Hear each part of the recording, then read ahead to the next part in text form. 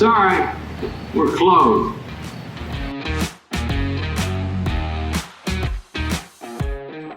Ladies and gentlemen, welcome back.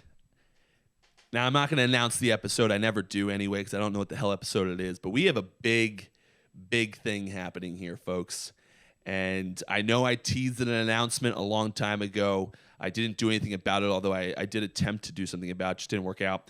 But without further ado, I welcome the first ever co-host of Sorry We're Closed, my brother, Mr. Sean Light. Sean, welcome. I would love to tell the world that I'm pleased to be here, but there's just so much concern riding over this decision to be here today. But I would like to make one thing clear. Okay, let's make it. If I have to hear you say "ladies and gentlemen" every time you open the podcast, I will walk out by episode 9. I will not let us get to double digits. I might take you up on that. No, you won't. I will say "ladies and gentlemen" the first 10 times. If it's permissible. Oh, I mean, what are you going to do? I will boycott. Already minute 10 into the first episode, and we are fighting immediately. The dozens of listeners worldwide will take my back. We'll be wearing Sean t-shirts. We already got the Sean merch. How many minutes we in? Minute 22. Sean merch. Team Sean. I want to. It's going to be green. Sean. It's going to be green. It's going to be green shirts with a picture of my smiling face, and on the back it'll be Patrick underneath the underside of a donkey. Okay. All right. Well, the thing that I'm most interested about this podcast with you is that you're a pretty professional person. I'm not so professional. Well, so this is really off-brand for you. As far as the public eye, here's actually a question that we had. Now, for those of you listening on the podcast world, I'm just side note. I'm significantly more experienced in podcasts than Patrick. So, and you also have to understand that I'm going to call him Patrick because I've called him Patrick my entire life. But we have this pretty wild setup here going in the room. It's not wild at all. We have 2 lights and a couple microphones. But I've already 2 minutes and 11 seconds in become concerned about how much eye contact is acceptable between our ring lights, and what will be deemed a little funky. Yeah, I mean, I haven't really looked at you, but every time I've looked at you, you've been looking directly at me. So I'm staring into your soul. Well, listen, I think we're gonna have a guest. Or we're not gonna have a guest. We're not gonna have many guests. We do have a sponsor though. However, we will not be announcing said sponsor, even though Sean did a little bit on Twitter already. We will not be announcing the sponsor until the sponsorship starts, which is September 15th, if I remember correctly, Sean. I'm the only one handling that. Communicating with this. Correct. With this company. I have literally no idea. All right. Well, listen. Let's dive into it, Sean. I've never been more ready than I am in this moment. And I think it's only suiting that we start this podcast off with West Virginia football. Okay. I think that if that's the case, we should dive right into the most heated topic at every family function. And this. Here we go. You ready? Oh, I'm ready. Okay, so the 4-letter word. Well, I'm so happy right now that I get to talk to someone else on a podcast rather than talk to myself on a camera. It was so fucking miserable. Oh, that's right. You curse on yours. I pretend I don't curse on my own. Oh, yeah, no. Mom and Dad already heard me a few times, and I talked to Dad about him hearing me curse, and he was just like, I just pretend it doesn't happen. Mom, she used to call us little shits all the time. That's right. So she was, she's from Staten Island. She curses. She still doesn't like the F-bomb. She said she still claims she didn't know. She never even heard or knew of the F-bomb till college, which I call bullshit on. That's a load of malarkey. Yeah, it's if anybody who's been to Staten Island, Staten Island. They advertise at Walgreens using the F-bomb. Grandpa was a cop. I know he didn't curse, at least not in front of us, but he was a cop, a New York City cop. There's no way the F-bomb wasn't dropped around her. The F-bomb, actually, believe it or not, was not invented until 1976. So that's weird. You know that. It is weird that you believed that I know that. Oh. Is it also from the Scandinavian region? You've never done that before. Well, that's my thing. Pull it out. When the cameras are on, I perform. I'm a performer. Okay, well, here we go. Well, Sean, go with your 4-letter word. Here we go. So it's actually a 5-letter word, but this is the most volatile word that could be said inside of the Light household. And it is S-A-B-A-N. Saban. And here's the debate. There is no debate. Well, let me just say, okay? If the Mountaineers if anybody doesn't know, we are huge West Virginia fans. I don't know if you've ever spoken about them on their show. A little bit. I say it every once in a while on mine. But if for some reason Nick Saban comes out in Tuscaloosa tomorrow, be weird because it's week 1. That would be weird. Comes out That tomorrow. would be strange. And he says, you know what? I think I've done all I can do in Alabama. I want to coach the West Virginia Mountaineers to close out my career. And in order to do so, God, that'd be amazing. we have to fire Neil Brown and his entire staff. I'll do it myself. So if Patrick is the president of the West Virginia University, you're the athletic director, you're walking. What is your immediate steps after watching this press conference? First off, I call Nick Saban to make sure that he's coming. You're confirming the departure. And then, listen, Neil, come on in. And you're not even going to drive to him. You're going to make him drive to his own firing. Well, because listen, I like Neil Brown. I like Neil Brown a lot. Nice guy. We'll let you stay on. Yeah, listen, that's what my initial offer would be to him. Let's talk about Nick Saban, how many years he wants to do. If he's talking 20 years, then we're losing Neil Brown. Neil Brown's too good of a Saban coach. in 20 years will be 95 years old. He's 70? He's not 75. Okay. Look it up. Here we go. Look it up. He's not 75. But as we're waiting for Sean to get a confirmed age on Nick Saban, I'm going to first ask him how many years. How old do you think he is?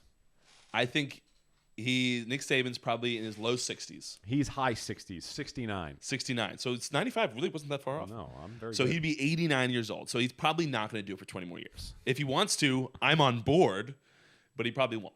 So let's say he wants to do it. 5-year deal. 5-year deal. I'm going to try to keep Neil Brown on. In what position? In what capacity? Associate head coach. Throw a head coach phrase at him. Wow. I mean, you are a good person. I'm gonna get the hell out of my office. But you can Listen, you can get Nick Saban some Mountain Dews when he's parched. Nick Saban is not at the end of his road in the sense that he can't get good recruits. He is not a washed-up great head coach that no one wants to play for anymore. People still really want to play for him. Okay. So Neil Brown's out. Like I told you, I'm offering him the associate head coach in the hopes that he stays on. And what if Nick Saban is like, yeah, no, I want my own guys. Screw that. Sorry, Neil. You have to understand where we're coming from here. Listen, because again, like I said, Nick Saban is not. We're not like. Would you feel bad? Would you feel bad for? I want you to pretend that I'm Neil Brown, and I want you to fire me. Neil, listen. Nick Saban wants to coach here. He already did. Trust the climb. Go Mountaineers. Trust the climb. Fuck the climb. I'd be at the top already. No, I'm not trusting any climb. Nick Saban wants to coach the West Virginia Mountaineers in still what is to be his prime of coaching years. Wants to coach the Mountaineers for a 5-year deal. I asked Nick if he could keep you on. Because we'd love for you to take over after him. You've done a phenomenal job in the first 2 years. We'd love you just to continue the reins. He declined pretty heavily. So we're going to let you go. We wish you the best of luck. But listen, this is an opportunity that West Virginia, it takes us to the next level without even having to blink an eye. I'm sorry, Nick. Neil. You're never sorry, Nick. Nick, please tell me anything you need. I will go retrieve it from the local 5 and dime. Goodbye. Sorry. Patrick will be standing there with strawberry milkshakes. Yes, I will sell strawberry milkshakes outside Cumberland Farms if they have those down there. They do not. Okay, whatever it is they need, I will serve whatever they need to be served, minus sexual favors. That is only partially on the table for Patrick. I will do what it needs to get done to get Nick Saban to Morgantown. On our side. I just like to imagine the scenario where an Alabama graduate assistant stumbles upon this podcast and somehow brings it to Nick Saban's attention that says, there is a gentleman in New Jersey. He's a podcaster, and he said that anything minus sexual favors to get you to Morgantown is on the table. On our side, though, because aren't they coming to Morgantown? They are coming to Morgantown, Scheduled. but Okay, so many years from now. Yes, but I want to clarify that he's on our. He can't just go play that game, and I have to give him Sexual favors. Sexual favors. I can't do that. Strawberry milkshakes. It'd be weird if they come to Morgantown and you get a call. It's from Tuscaloosa, Alabama. Like, hi, Pat. Nick Saban. I heard your podcast. Need sexual favors. Okay, so I would like to say that 100%. As much as I love Neil Brown, I'm firing him as well. Also, hold on, before you even go, I need to give some background on you because this needs to be. We didn't have a podcast at the time, but people need to know where you're at on West Virginia football. Yes, tell the Sean people. I am the only true fan. No, he's not a true fan because he accepts mediocrity. And that phrase is going to be on one of our first merchandise pieces of shirts. I have never in my life accepted mediocrity. You accept mediocrity because Dana Holgerson, you were on board with until his departure. You were on board with Dana Holgerson. How many years did he coach at West Virginia, Sean? I believe a decade. A decade of nonsense football. We had an Orange Bowl victory over Clemson that was 70-33. Okay, but Clemson has done quite better than us since then. Their trajectory has seemed to catapult them to national the champions. trajectory seems to have varied. Yes, 73. We had our best chance at a national championship under his helm, and we go to Iowa State, and we absolutely do nothing. Okay, he has been bad. We never even got to bad. a good point. He was bad. He was a terrible head coach. You allowed it. I did accept Which, it. in my opinion, the last year. Excuse me, no. Last year you accepted him. Until when he left. On surface, in the public eye, no one is looking at you in the public eye for Dana I have Holgerson. dozens of Twitter followers. So you accepted mediocrity, and it's just, unfortunately, it is not going to be. People need to know that you do that. No, I did. I understand. You should have been fired if you were the athletic. I can never be fired. If you were the athletic, I'm a booster. If you're the athletic director, I would be on this podcast calling for your head because you accepted this nonsense for 10 years. I would never have given him an extension that they gave him. That would never have happened. That's completely out of the question. What I want everyone to know is that Patrick has a completely unrealistic view of West Virginia football. He believes that every year that he should be Alabama. He's like, well, we don't have. I always say, well, where are we going to get the money? He's like, figure it out. Go start panhandling around Grand Central Station or Morgantown Municipal Airport and try to collect the funds. I understand that West Virginia is never going to get the recruits at a consistent rate that the Blue Bloods are. And we need every 4 to 5 years, we're going to have the opportunity to have a chance to be prominent. When we lost to Iowa State, that was our best chance in 5 years, but we were really not a national title contender. We didn't have the defense, certainly didn't have the coaching. We had the quarterback, we had the receivers, but that's really all we had. We didn't have any in-game adjustments, which was a disaster under Holgerson. Sorry, Houston, that you're dealing with that right now.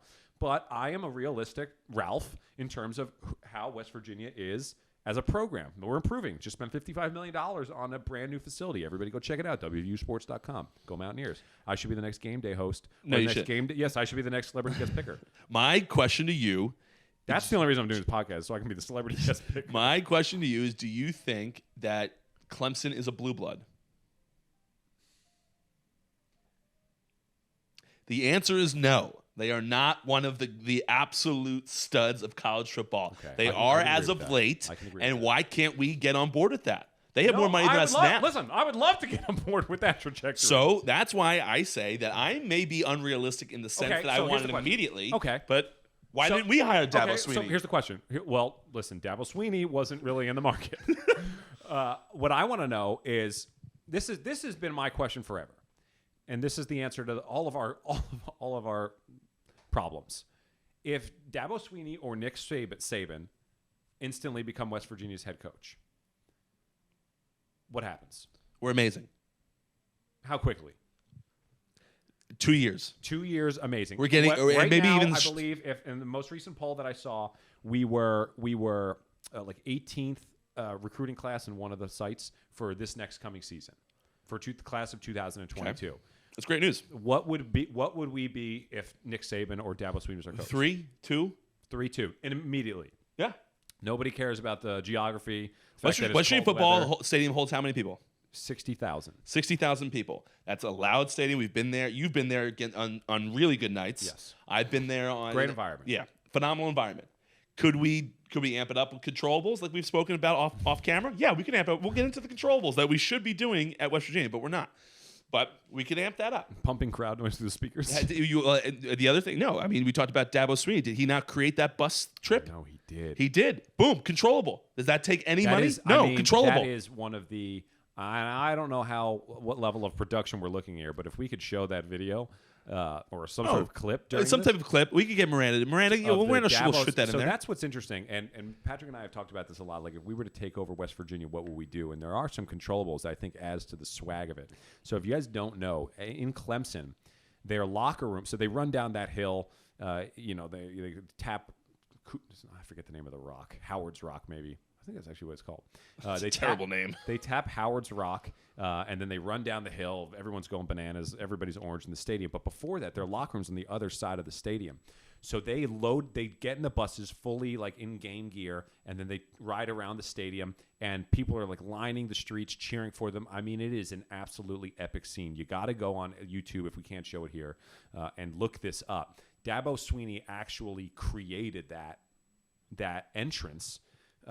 He created that entrance to hype up the team and get the fans more engaged in the like the hype and like everything.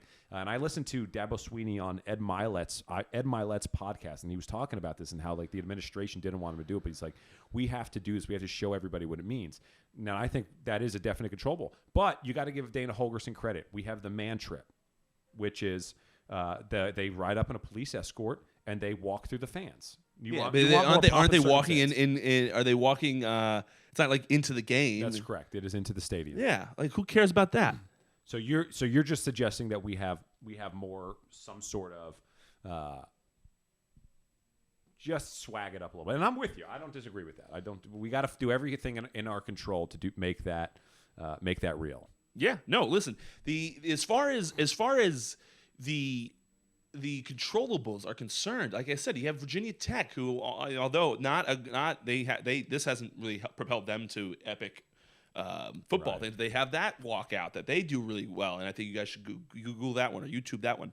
But there are things that we can do at West Virginia football to make that place immediately better, and we're just not doing them.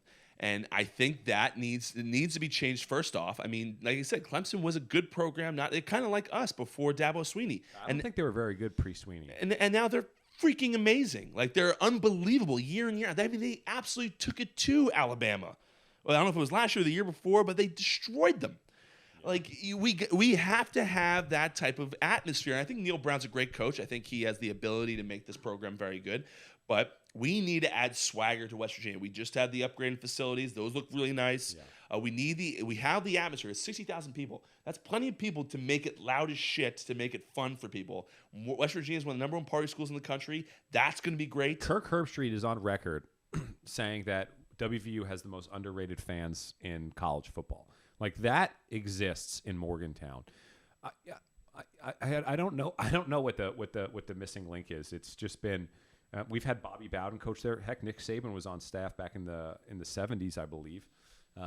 We've had the coaches, but they don't.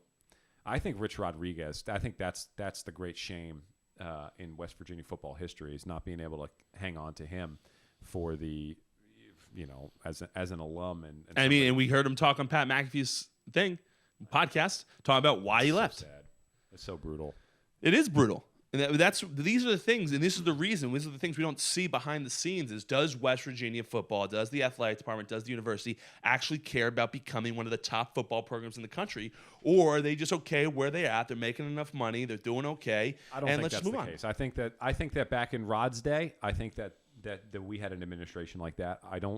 Oliver Luck was not like that. And I know. I mean, I think we'd be a whole lot different program if we had Oliver Luck still. I do. I don't know. Look, I think that the he would not have accepted Dana Holger's mediocrity that long. No. That would not have went down. We would have been at Neil Brown or someone else at that program long before a decade was up. Dana Holgerson was the worst in-game adjuster I have ever seen. Oh, he was also one of the worst recruiters I've ever seen. Yeah, he was one of the worst coaches I've ever seen. He was a phenomenal at offense. But is he? Iowa State. We had a phenomenal quarterback. He has no in-game adjustments. We know that. Neil Brown does a great job. Okay, so you can draw a nice play up, but how are you phenomenal at offense if you can't adjust them? There's no denying that for the 10 years they were there, we were putting up a hell of a lot of points. We're putting up a hell of a lot of points, but we've always put up points. Not pre-Rich Rodriguez. Okay, maybe not in the 80s. We're not putting up points. But Rich Rodriguez's first year was, I believe, 2000 or 2001. Okay, so in the 90s, my apologies, maybe we weren't putting up a lot of points. But West Virginia, for the last 2 decades, have put up a lot of points. This is not a Dana Holgerson, this great thing he did for us. He had good offensive players that we've always had. He held steady because we were already good. Yeah, we talk about Green Rock all the time. Are we really growing, or are we just putting in managers there that are just holding, they're doing what we've always done? There's a difference there. So we need to make sure that we're actually growing. And I think 4-star QB coming in for West Virginia next year. Yes. That's very big. So let's move on to the future of the Mountaineers here. So they're opening up on Saturday, a couple days from now, depending on, I don't know when it's going to release, but Yeah. They're opening up against Maryland, I believe 3. Actually, I have it right here. Let's see. Gamecast, WVU Maryland, 3:30, ESPN. Do they have a line here? I think it's 3.5 last I saw. 3.5 in favor of the Mountaineers on the road. Yeah, -3, West Virginia. I think that means they're favored. On the road in Maryland. What do you think? I mean, To his brother. You said 3.5? 3. It's 3. It's 3 even. 3 even. So I mean, it's an even team. That's what Vegas is saying. But I'll say no because they always get points for being on the road for being at home. So it's probably if it was WVU, it might be a 10-point spread. Maybe. To his brother is the quarterback for Maryland. Does that do anything for you? No, it doesn't do anything for me. Because the reason that doesn't do anything for me is because if Tua's brother was even remotely as good as Tua, he'd be at Alabama. So he was at Alabama. Okay, why isn't he there anymore? Nick Saban was being All generous set. to He his was all former set. assistant, Mike Loxley, who's the coach. I think is the coach at Maryland. So I think Maryland's always given us a tough ball game. We've won 9 out of the last 10 games against Maryland. But they've always given a tough game. Always. It's never a pushover. No, never a pushover. So listen, I don't know enough about the team this year, and we actually talked about this pre-podcast that I need to learn a little bit more about actual Maryland? West Virginia in order to have a more a better view. But I know the type of quarterback we're looking at from this guy's been in college for 10 years. He's a 12th year senior. Yeah, I'm sure he's a nice guy, but he's about as bad of a QB as I've ever seen. Here's the thing that kills me. I was reading an article this morning. Is no matter what team you're a fan of. Preseason, you always get these like, man, he's been working so hard work about to pay off or whatever. Personally, I just don't think he's the guy. I don't think he's the guy that can lead us to where we want to be led to. Rumors that jury's still out on whether or not he'll be able to find success and like actually complete deep balls to people. We've had absolutely no deep threat the last 2 years. We've had no short threat. No, yes, we have. We've absolutely had short threat. No, we have one of the best threats. running backs in the country. You can't deny if you. Okay, passing. I'm talking about. He's passed bad it to at the running everything. back. Oh my goodness. I'm just kidding. Just kidding. You better be just kidding. I don't expect what I don't want. I expect him to be an average quarterback, but I don't want him doing what he was doing with in the Liberty Bowl last year with Army, where he was an absolute train wreck, and then we had to take him out of the game for a replacement who won us the game. The replacement we have right now, a little electric, a little speedy, but completely unproven. I don't know if he has a single pass attempt in college football. Garrett Green, lefty runner. I don't know anything about Garrett Green. I know you said he runs the football a little bit. Sounds like some of the old quarterbacks, but.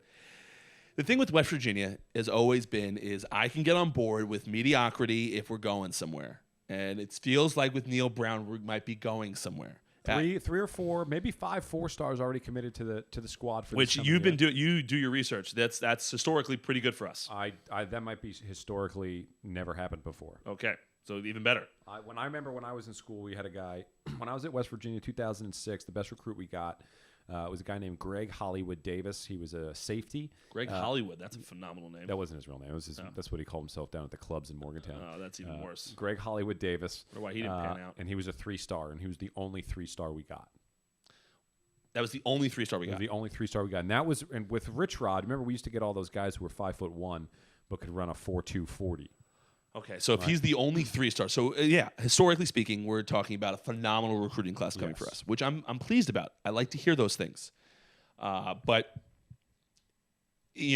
I want to see where it goes because we've seen a lot of it. What was Noel Devine, who was phenomenal? So we have seen. I was actually going to bring that up because we have seen a lot of highly ranked folks come in that were absolute nobodies. Noel Devine was a 5-star. Well, okay. Well, he was good though. Yes, he was very good for us. Tavon Austin was a 5-star. Okay. Who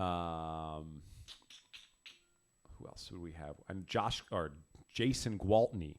I remember Jason Gwaltney. He was like one of the first ones to really commit 5-star. He was a disaster. Geno Smith was a 4-star. Okay. He was good for us. He was great.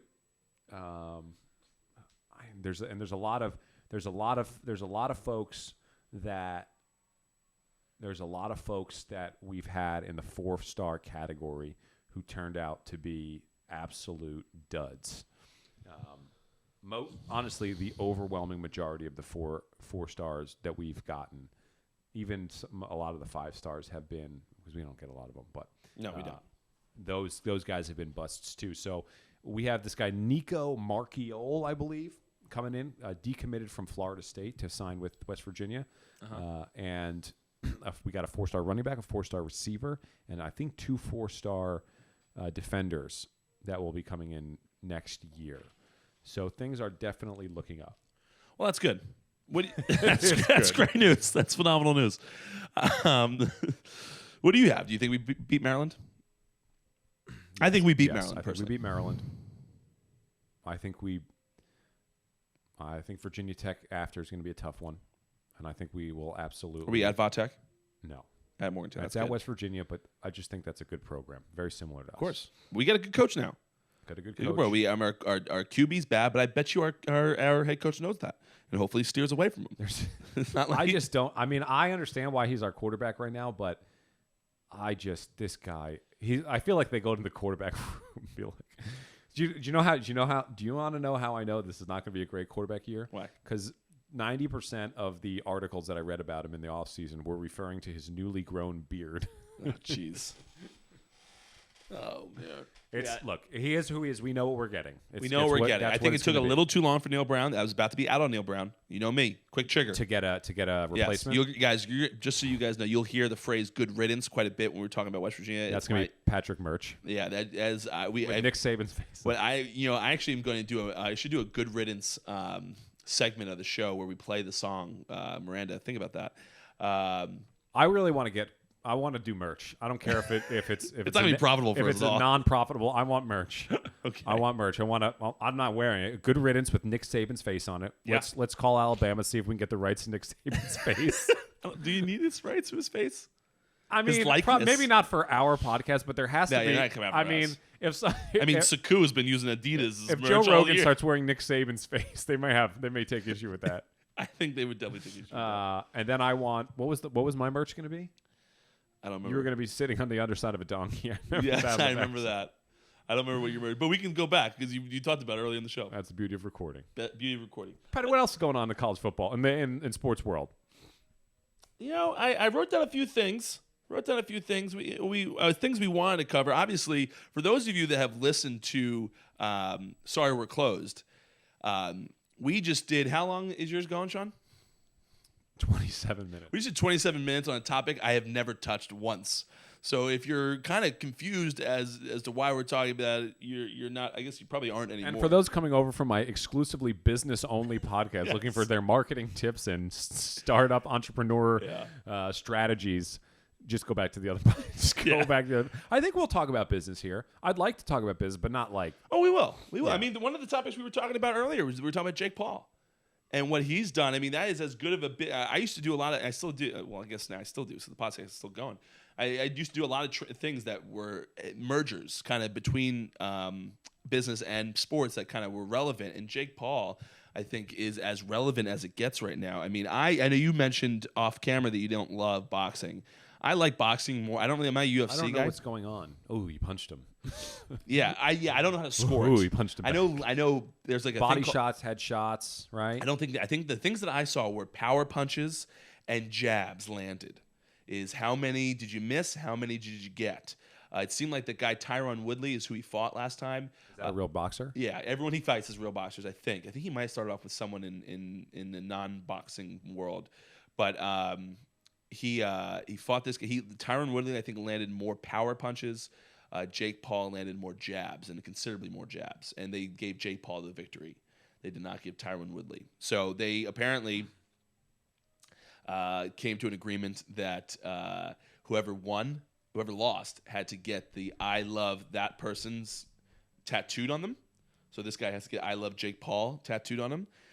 Jake Paul seemingly thought that he was going to back out of this. So Tyron Woodley in the ring after the match said he wanted a rematch, and Jake Paul agreed to it only if he actually got the tattoo. And apparently Tyron Woodley says, bet, as the kids say nowadays. On God. So I've never heard of that one. What the hell's that one? On God? Yeah.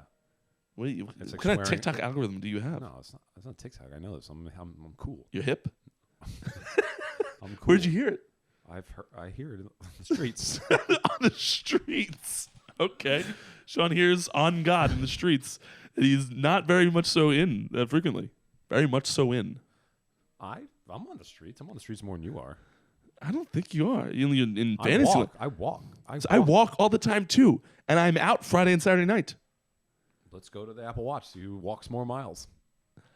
I was on the mean streets of D.C. yesterday. The mean streets. Bobbing and weaving through the crackheads outside of Union Station.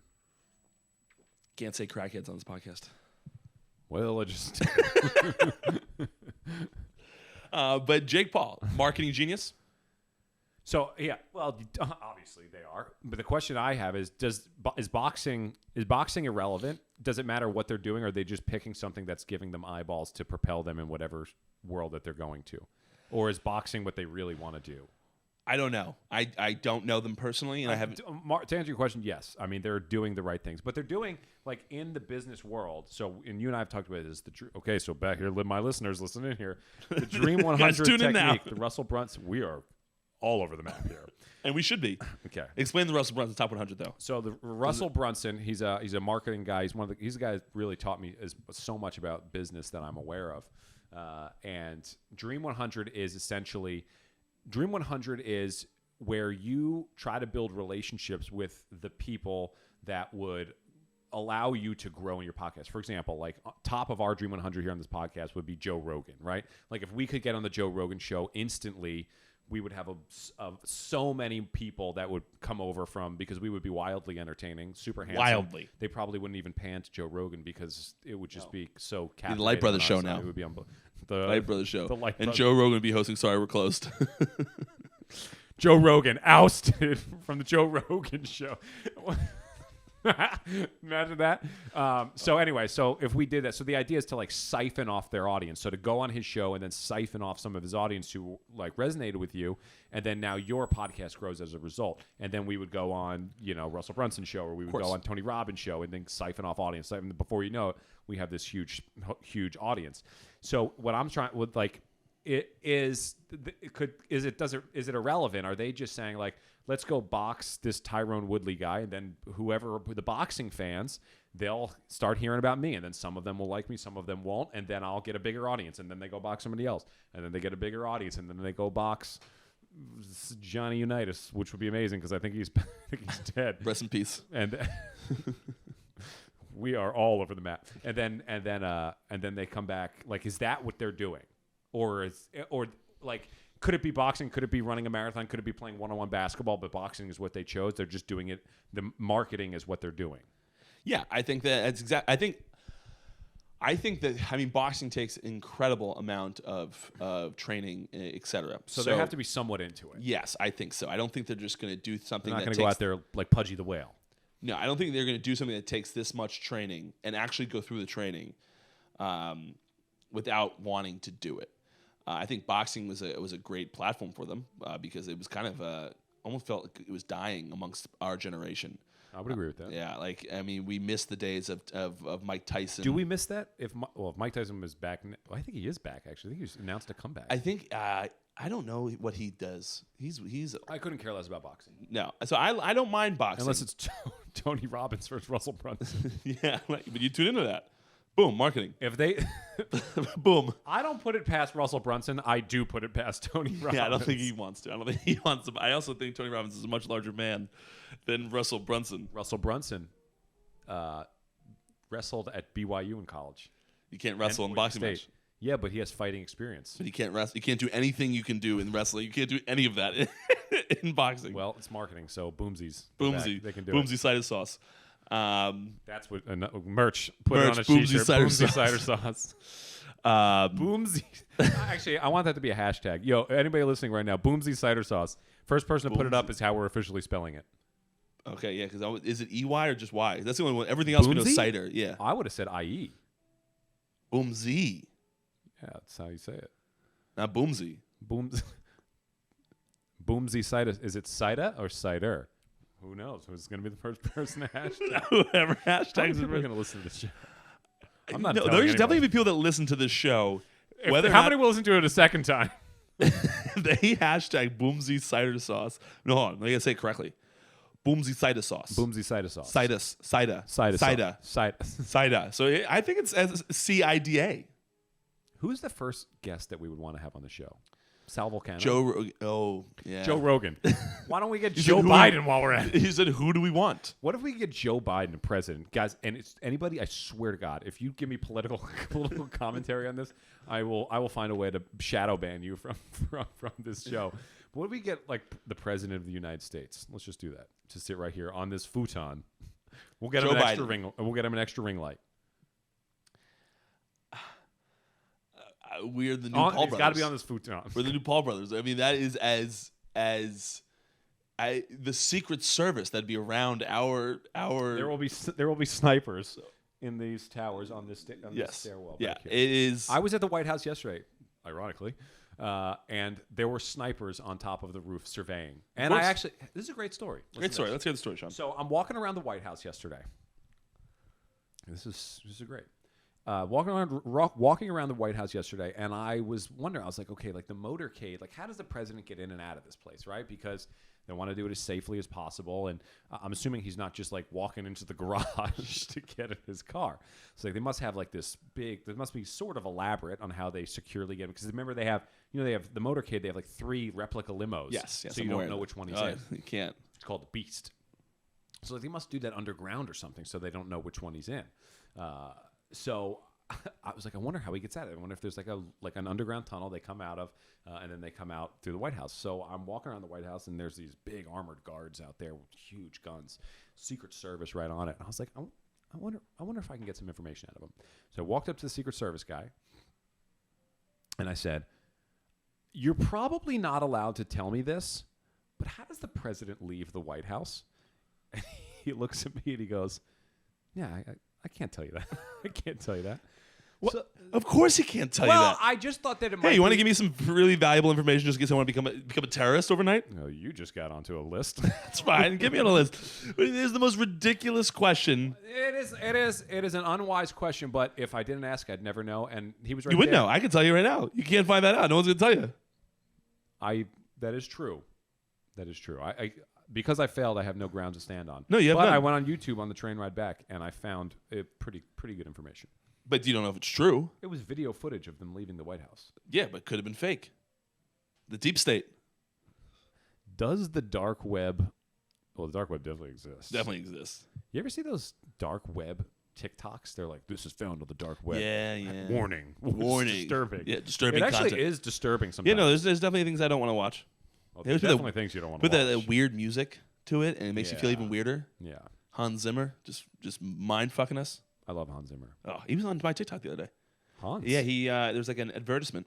How many people are naming their kid Hans these days? Not many, but also I Probably in like Sweden or something. is it Sweden? I was gonna say It could Germany. be Denmark. It could be. Could be. It could be. Could be a lot of things. Could be United States. That's not United States. What People state, could name what their kids state- Hans here. What state is most likely to name their kid Hans? People in what state? In this country? Yeah. No, I would like you to tell me. in Well, the technically speaking, Democratic Republic of Congo. if you go by the definition, a state would be a country. Okay. So that could have been either Okay, definition. Okay.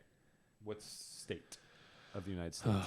What state is most likely to name their kids Hans? This has to be a poll on Instagram, right? We have to get people. What state? I'm gonna go with Oregon. I was Oregon first until you said Germany, and then I said Wisconsin because of Milwaukee and the brats. Yes, but I don't know that necessarily means that many people there are German.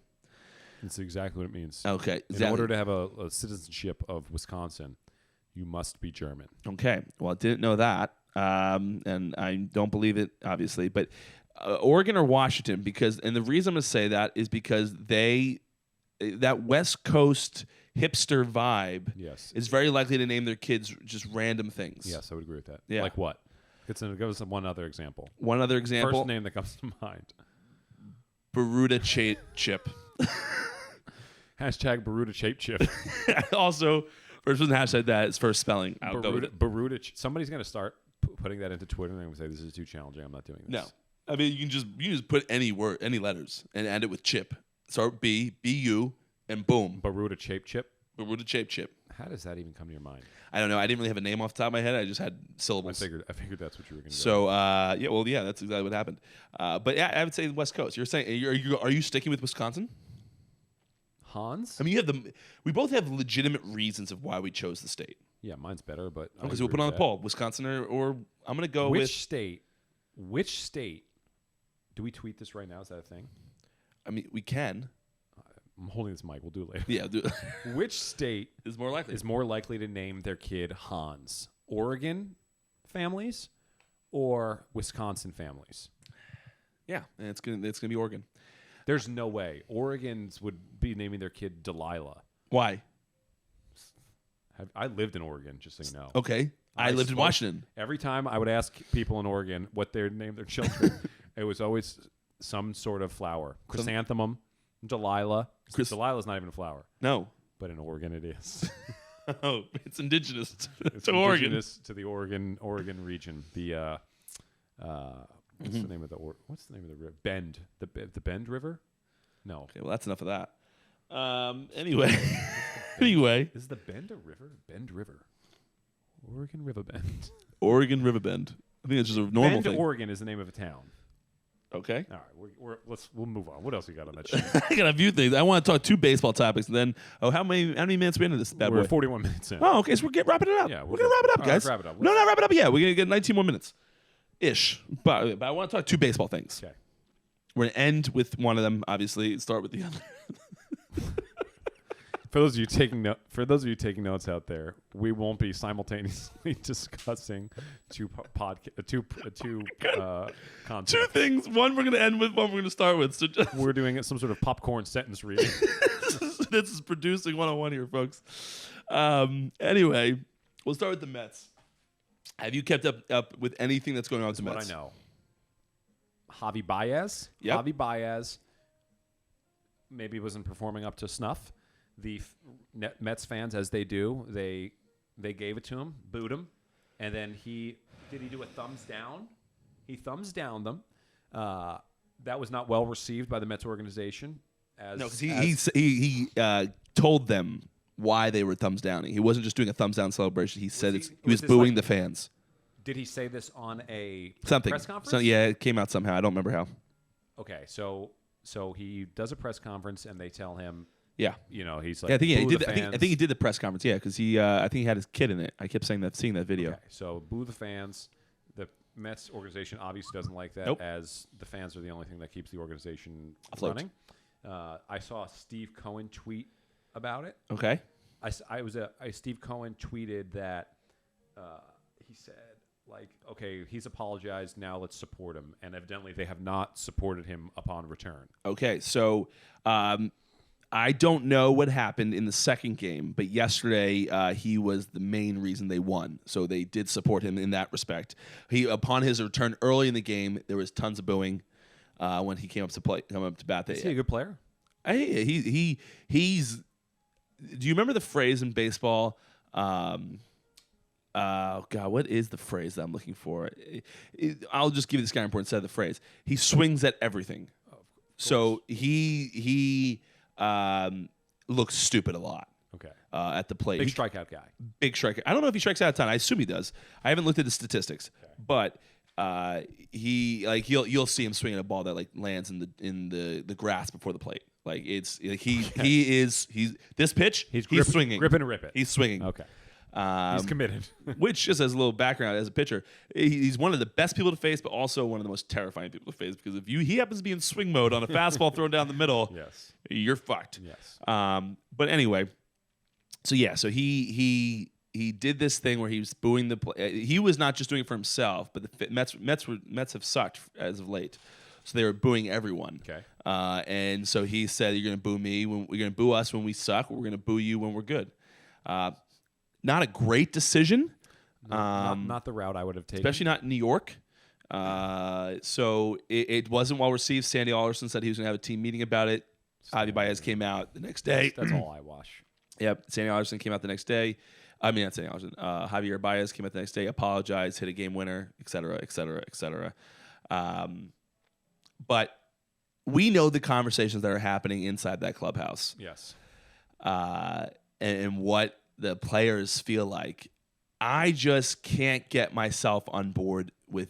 If you want to do that thumbs down celebration, ironically, and the public eye just say it was for something else. Right. God bless you.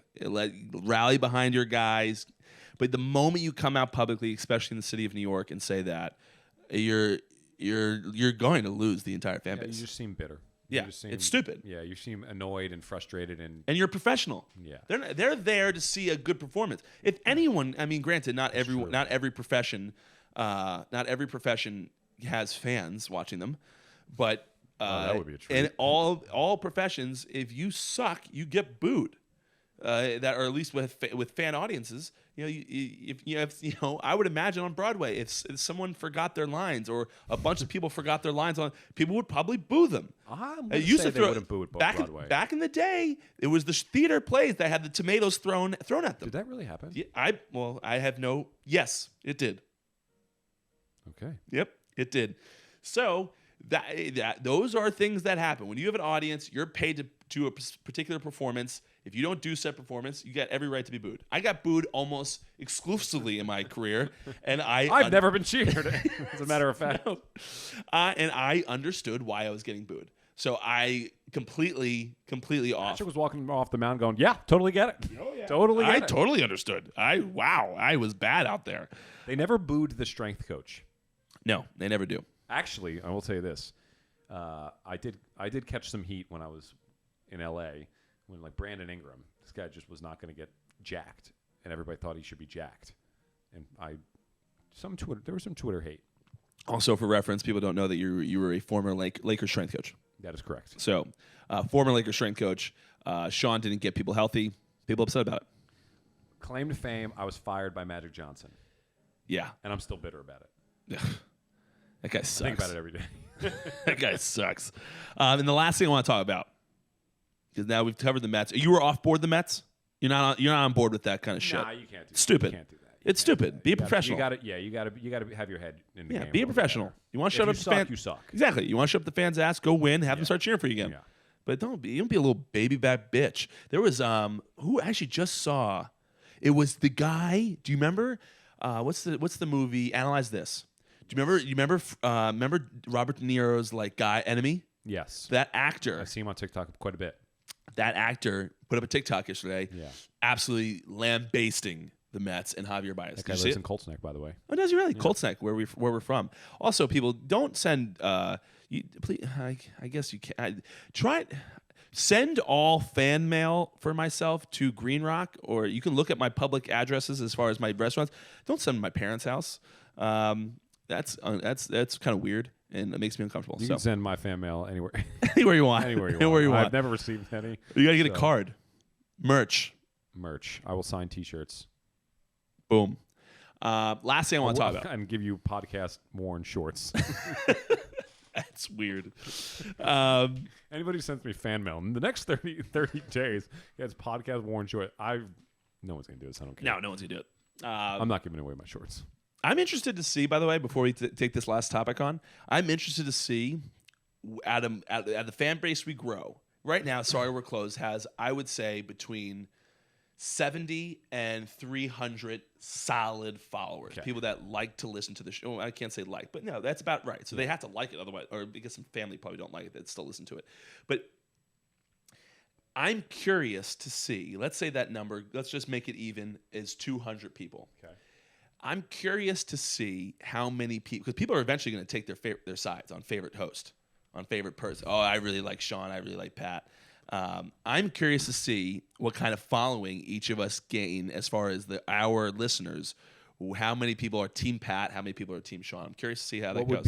What would be the deciding? What do you think would be the separators? Like I mean, logic, rational intelligence, and striking people good would looks people would like me for that. For Sean. We're not, I mean, once people hear your West and Virginia people takes, that no one's are gonna have any complete thought. loose cannons, no hope in life, just People real that down are- and outers, People that expect more than mediocrity from their people.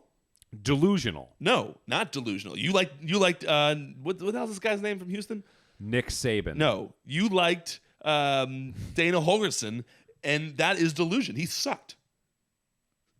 I think we should get a picture of Dana Holgerson cropped with just his head and his hair going bananas as part of the podcast. And say good riddance. Okay. I don't like the guy. Yeah, about time. I don't About like- time. What's the other topic you have? The last topic I have, Yankees Red Sox. Their September 1st is today. You guys will be listening September to this. call-ups. Shout out Andrew Velasquez, Okay. shortstop for the Yankees. For the Yankees. I worked with him when I was working. We don't for the shout out Diamondbacks. Yankee players on this team, so Well, I am definitely a Yankee fan. okay. Well, we'll roll the tape if I have it of you saying this is the last time you're a Yankee fan as I get drafted to the Red Sox. So Yes. according to the tape, the Yeah. last time you were a Yankee fan Yeah. was in 2012. Okay, well, I'll also roll the tape when you were giving up 1,000 runs to the Angels while I was watching it on my cellular device in Montgomery, Alabama, which was the last time that I was a fan of the Red Sox.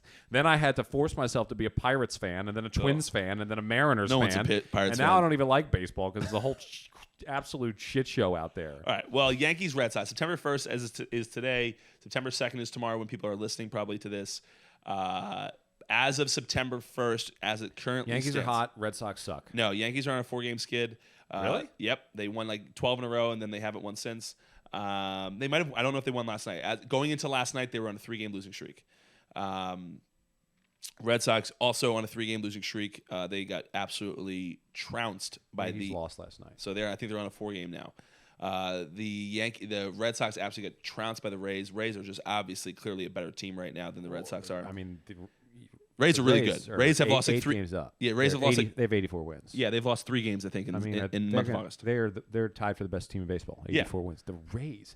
Has anybody seen their? Do people not see their stadium before they sign with this team? Or is that just a This good is all young organization? guys. They're just a good. No, they don't get any They big draft free well? Yes, amazingly. They don't get big free agent markets. What are they doing? How do they keep doing this? Well, this is only 2 years out of No, but they've 20 always, year. always been up and down. They've always Yeah, but they have the young guys that come But up I'm and then they saying, all go away because what are they're they too doing expensive. differently than the Diamondbacks? I worked with Diamondbacks. I Oh, love the that Diamondbacks organization. suck. Look, they're not. I'm gonna back my Diamondbacks because they're either great people over there, so I'm not gonna say anything bad. But they have an. I was such a great organization to work for, but they get rid of all their guys. Like they have Dansby Swanson. Is the only one I can name off the top of my head. Oh, they had Paul Goldschmidt. They had I mean, everyone looks back at that. Max Scherzer. Yeah, everyone looks back at that pitching staff they would have had. But I just don't want to. Every 5 years, they're like in the hunt for the literal World Series. I don't. How are they doing that? Well, what are they doing differently? This is because first off they just might have the right people in place. The They people that went to the clearly do. Dodgers, They clearly do. People that went to the Dodgers are from the Rays. People that went to the Red Sox are from the They got Rays. something good going on. So That stadium is an absolute Absolute dump. terrible. Yeah, terrible. A dump. That is a dump. Yeah, what is it? It's a dump. It's a dump. It looks like it's crooked. When you drive by, it looks like it's crooked. Yes, I'm aware of what it looks like. Like somebody, it's like somebody made a mistake and was like, "Yeah, screw it." It's hot. This is down way here. higher. This is way higher than I thought it was going to be. But as it stands, back to what I was trying to say, as it stands right now, if the playoffs started today, Yep. we have probably I have it up right here. a Garrett Cole, Chris Sale matchup, Yankees, Red Sox, one and the done. wild card? One and done to play the Rays in the wild card game. Okay, that's what we got. I think because Oakland Athletics are right there. yes, they one are, but game they've been out. struggling as well. All three of these teams, the Yankees, Mariners, Blue Jays. yeah, none of those teams are going to make it. Yeah, no. It's Red Sox, Yankees, or A's right now. The A's have actually been struggling seemingly more than the Red Sox somehow. Red Sox, Yankees are struggling now. Let's say Chris Sale versus Garrett Cole. I want you to make a prediction live on the show right now. Who take the game as it stands right now is at Yankee Stadium. Who's taking that game? Very limited knowledge on either one of those pitchers. My initial call is Chris Sale getting the dub. I think he's from what I gather, a better pitcher, and I also through Just for reference, Garrett Cole is in the Cy Young hunt for the AL this year. So my next statement is going to fall very flat, as I thought I heard that the sticky substances thing for him was a problem. A little bit in the beginning. He's still pitching really well. Jeez. All right, let me dive into the rosters here a little bit. I'm gonna say Red Sox. I think there's just better baseball players on the Red Sox, and Josh Taylor. I used to work with Josh Taylor. He's an amazing reliever. Yeah, he's been up and down as of late, but that's expected out of Josh Taylor. But yeah, I'm going to say Red Sox first instinct. I think guys like Stanton and Judge are too. They also added Anthony Rizzo onto their team. I did know that. Okay, but just I want to totally make sure. forgot until this moment. Yeah, they added Anthony Rizzo and Joey Gallo to their team. I feel like Rizzo's probably a Joey Gallo. They're freaking loaded. Yeah, they are. I'll stick with the Red Sox. I'd like to see the Yankees win, especially if it's in Yankee Stadium. Andrew Velasquez, what a great story that is, living in the Bronx in his parents' house. Unbelievable. Commuting to Yankee Stadium for work. But for some reason, it just feels like the Red Sox just have it more together than the Yankees do. That's my vibe, and I don't like it. Well, I mean, from a guy who's actually has followed this season a little bit more aggressively than you have, the Yankees seemingly, except for the last 4 games, have definitely had it. Oh, I guess it's one pitcher, but what's the staff like? What's the pitching staff for the Yankees like? I mean, outside of Garrett Cole? Honestly, the Yankee fans probably hate me for this, but they have similar to what the Red Sox have. Probably maybe slightly better than the Red Sox, but it just doesn't matter. Who's their Jordan Montgomery? Never heard of him. Yeah, he's not bad. I'm blanking on the rest of their pitching staff. As the Montgomery pitching against the Red Sox, it's Cole, and I don't think Severino's coming back this year. Well, they do have Chapman. Is he still a good player? Chapman, yeah, obviously not a starter, but so that's kind of irrelevant. Oh, they have Nestor Cortez Jr. That's the guy with the crazy motions. Yes. Who's pitched, I think, fairly okay for them. Wandy Peralta, never heard it. Jameson Talion, did you used to play with him? Oh yeah, Talion. He's okay. He's got like a 4. Oh, this is the second baseman. Kluber's not the second baseman. He's literally listed. Oh, he's listed at 2B. Oh, 28. That's his number. All right. So this is where Sean's knowledge is. I said I needed more information on West Virginia football. Sean needs more information on baseball. Corey Kluber's not playing. He's out. Not playing second base. He's certainly not playing second base. If that was the case, I would also pick the Red Sox. But it is the lineup for the Red Sox has been so cold as of late. I just can't, it's tough for me to get behind them in a one and done series with the Yankees, but they have just been so good with Chris Sale on the mound. I'm sure the Yankees have been really good with Garrett Cole on the mound. I just don't watch as many games. Is Josh Taylor hurt? I don't know off the top of my head. Right, could they have sent him down? No, they're definitely not sending him down. He's too good. He's too big behind in their bullpen for them. But I'm gonna go Red Sox as well. In a one and done. Would Chris you have Sale. actually said the Yankees if you believed it? If I believed it, if they were 1,000% better than the Red Sox, I would say it. The fact that it's Josh Taylor close contact COVID. Oh yeah, we just had Xander Bogaerts just got pulled too. But if the Yankees were definitely better than the Red Sox, I would say that they are going to beat the Red Sox. Be a fun game then. The fact of the matter is, at the end of the day, I think that the Yankees have bigger names on their lineup. Yes, they do. You're talking about Joey Gallo, Anthony Rizzo, Aaron Judge, Giancarlo Stanton. Stanton good still? Yeah, he's still good. He's a man beast that it He's happens got the to connect. looking stance. Yeah, he also has the weird. It's like the most caveman looking swing. It's just mechanical. He has one thing on his mind when he goes to the plate. Yeah, he's trying to hit a bomb. But the one thing is going to be they still have a month left of baseball, and you absolutely need to stay healthy, which they have not proven they can do. But if they stay healthy, the Yankees. Yes, if they can stay healthy, I think they have the edge over the Red Sox because I think their lineup is good. But the Red Sox can hit with anybody.